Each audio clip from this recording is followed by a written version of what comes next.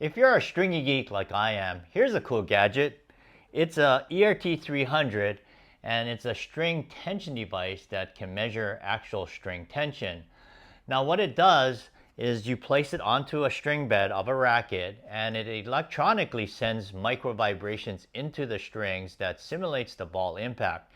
And from that you get a reading which is called dynamic tension. So I'll show you 4 practical ways that you can use the ERT300. So I have a bunch of rackets here, and for this first test, these 2 rackets I just got from clients that I've never strung for, and strings, and I don't know what reference tension they use. So, and I get this question asked once in a while, is like, what do you think what the tension is on that? So I'm gonna just try and see what I think it is, just based on just hitting it on my hand. And it always helps to know what it was strung at originally, but I'm gonna guess this one is at 42. So I'll go ahead and place the ERT300, and basically you're gonna center it on the string bed. So I'm gonna go ahead and count up 2, 4, 6, 8, 10. I'll place it above the 10th string, and basically you're just gonna turn it on. It takes about 5 seconds to come out with a reading, and it's coming out at 30 right there. Now that's not the actual tension. So again, that 30 is a DT reading. So I'm gonna go ahead and, it has a conversion chart. So I'll go ahead and pull it up here. And at 30, it's saying it's at 44 pounds. So that was pretty close. I may have gotten lucky. So let me just try another one here. I have this other racket. This was my backup in case I wasn't close on that first one. So this is an interesting hybrid setup. So I'm gonna say this one's a little tighter. Let's go 46 on this one. So I'll go ahead and place it in the middle. And depending on the strings, it does read differently. And I'll talk more about that later. So let's go ahead and see what the other one had, a 30 DT. Oh, okay, so this one's at 27. So much for my predicting what this tension is. So at 27 DT, we're looking at 40 pounds. All right. It sure sounds tighter, but again, it might be because of the gauge of the string. So that's one way you can measure the actual tension on a racket. Now the second way you can do it is when you're trying to track consistency in your string jobs, and I take a reading right after it comes off the stringing machine. So this is a racket that I just strung, and what I'm hoping for is that this will read at 34 DT. So I'm going to go ahead and place it here, and I do log it down in my records because I want to make sure that my DT reading is plus or minus 1 unit. So yeah, it's right there. So it's always nice when it's right on the number I'm shooting for.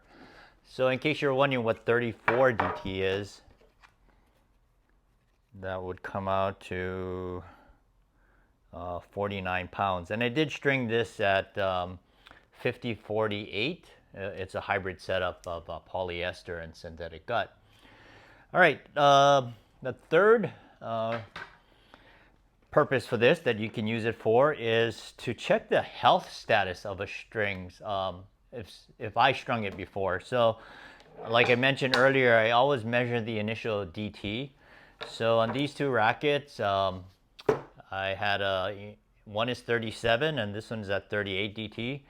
So let's go ahead and take a reading on this one. And this one was strung 28 about 5 months ago. So, and this is a polyester setup here on the mains and crosses. So I'll go ahead and place it here. So this is the one at 37 DT.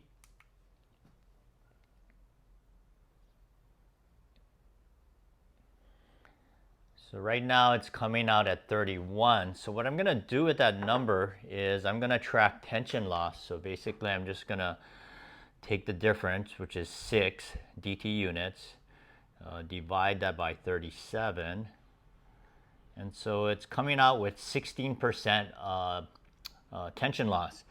And what the ERT300 recommends is that whenever the tension loss reaches 10% and a maximum of 20%, you really should restring your racket. So that 16% is right in that range there. So I'm glad that my client brought it in. All right, so in this fourth application, what you can do with a DT is you can determine when you go from one head size to another, and it does depend on the string and the string pattern. But anyway, when you're going from one head size to another, you can figure out what tension will match the DT, because the DT is will reflect how it feels when you're hitting it. So you really want to make sure you know what your DT number is. So let's take, for example, these two rackets at 37 and 38. This is a 98 head size, and with a 16-19 string pattern. Now this racket is similar. This is a 98 with a 16-19, and I strung this with a similar setup with a polyester.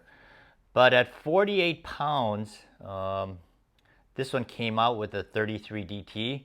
So if I were to try to match the DT of this to these rackets, what I would do is go up 4 pounds, go up to 52, and I'm guessing it might come closer. Well, it should come closer to what it is here. But yeah, I would string it up, take a reading, and if it's at 37, 38, then I know that at least the DT matches up. So it'll give you a similar feel. But you can see that stringing this at 52 and let's say that one at 56, that's the goal, is to match the DT, not so much the actual reference tension. So anyway, those are 4 ways that you can use the ERT300.